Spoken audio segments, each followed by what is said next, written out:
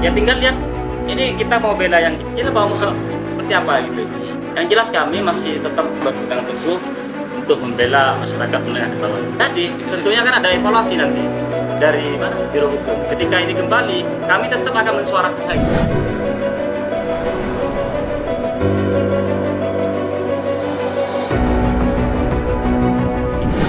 Pada dasarnya ini kan setiap fraksi punya pendapat sendiri ya. Nah, di pendapat akhir fraksi ini khususnya PKB memang kita ambil di posisi abstain. Artinya karena ada beberapa catatan-catatan.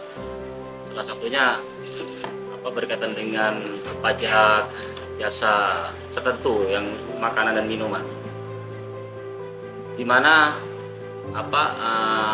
dari awal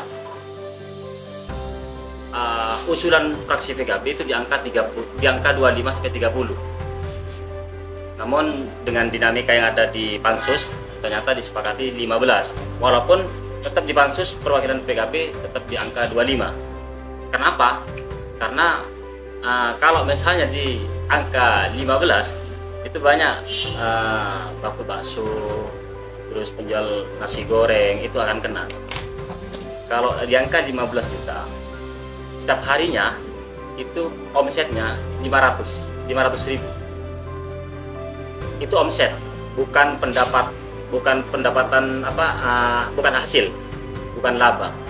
Nah dari situ kami fraksi PKB karena kita harus memihak rakyat kecil, jangan sampai nanti PKL yang ada di pinggir jalan itu kena pajak.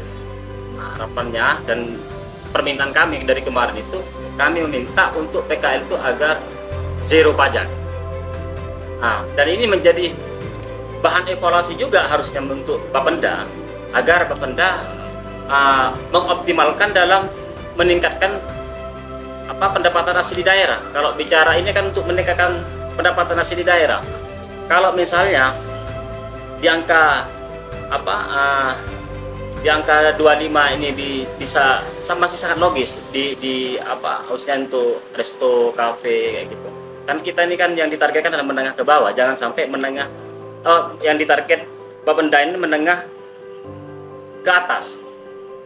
Tapi di penjelasannya itu masih menengah ke bawah kena, termasuk PKL. Jangan kalau dari penjelasannya, PKL nggak akan kena pajak. Tapi dengan angka 15 ini pasti yang pinggiran jalan itu yang pendapatannya 15 juta, bahkan ada yang 20 juta, itu pasti kena. Sehingga kita naruh di angka 25 ini agar PKL itu tidak kena. Walaupun dengan alibinya mereka, ini objek pajaknya ini bukan untuk PKL. Akhirnya kami minta untuk dicantumkan di dalam perwal nanti. Bahkan di pasal penjelasan kami meminta untuk dicantumkan agar objek PBJT ini tidak menyasar kepada PKL. Seperti itu. Terus kenapa kami juga memberikan catatan terkait dengan pajak bumi dan bangunan? Di Perda nomor 4 2023 pasal 8 itu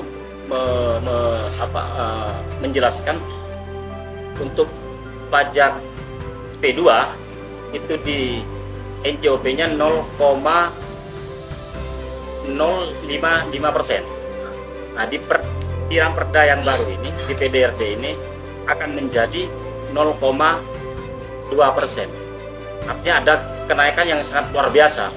Di 0,055% aja ini banyak masyarakat yang belum mampu untuk membayar. Bagaimana kalau misalnya ini di 0,2% ini diterapkan?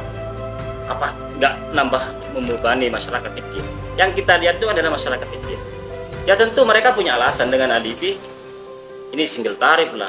Dan saya lihat di aturannya nggak ada yang mengharuskan atau mewajibkan single tarif, itu nggak ada. Kalau rekomendasi ya, artinya kalau rekomendasi dari Mendagri ini boleh dijalankan, boleh nggak menyesuaikan dengan fakta di lapangan atau kebutuhan di lapangan. Harapan kami itu harusnya kalau yang menengah ke bawah, khususnya masyarakat kecil itu, ini yang perlu dievaluasi cara penarikannya.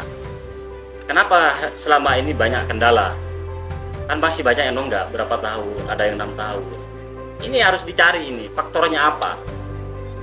Jangan hanya menekan mereka dengan meningkatkan persentase pajak itu.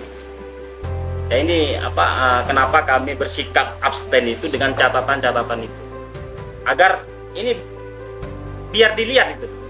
Biar dilihat, jangan hanya kita fokus kepada bagaimana mengoptimalkan pendapatan asli daerah. Tapi faktor-faktor yang lainnya juga harus dipertimbangkan. Ini kan pasti ada evaluasi dari Biro Hukum di provinsi ya. Ya tentunya harapan kami, kenapa kami tadi itu langsung rapat dengan ketua-ketua ini, agar ini dicantumkan catatan kami ini, sehingga ini menjadi pertimbangan nanti di ketika di Biro Hukum provinsi. Ya tinggal lihat ini kita mau bela yang kecil apa mau seperti apa gitu. Yang jelas kami masih tetap berpegang teguh untuk membela masyarakat menengah ke bawah. Jadi tentunya kan ada evaluasi nanti dari Biro Hukum. Ketika ini kembali, kami tetap akan mensuarakan lagi.